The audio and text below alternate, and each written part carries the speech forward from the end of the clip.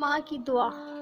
حضرت موسیٰ علیہ السلام نے ایک دفعہ اللہ تعالیٰ سے پوچھا، جنت میں میرے ساتھ کون ہوگا؟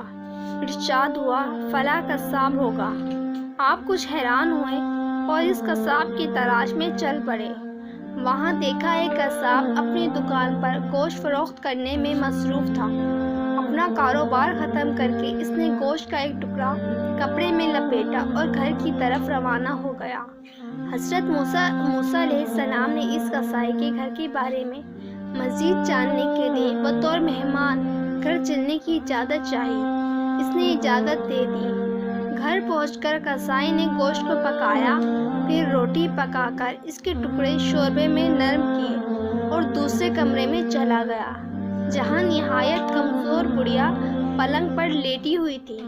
قصاب نے بمشکل اسے سہارا دے کر اٹھایا اور ایک ایک لقمہ اس کے منہ میں دیتا رہا۔ جب اس نے کھانا تمام کر لیا تو بڑھیا کا منہ صاف کر دیا۔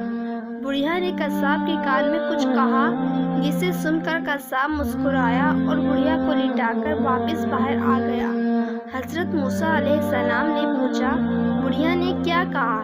قصاب نے کہا، یہ میری ماں ہے اور یہ روز دعا دیتی ہے کہ جنت میں تمہیں یعنی مجھے حضرت موسیٰ علیہ السلام کا ساتھ نصیب ہو۔ اللہ تعالیٰ سے دعا ہے ہمیں اپنے والدین کی خدمت کرنے کی توفیق عطا فرمائے اور جنت میں انبیاء علیہ السلام کا ساتھ نصیب عطا فرمائے۔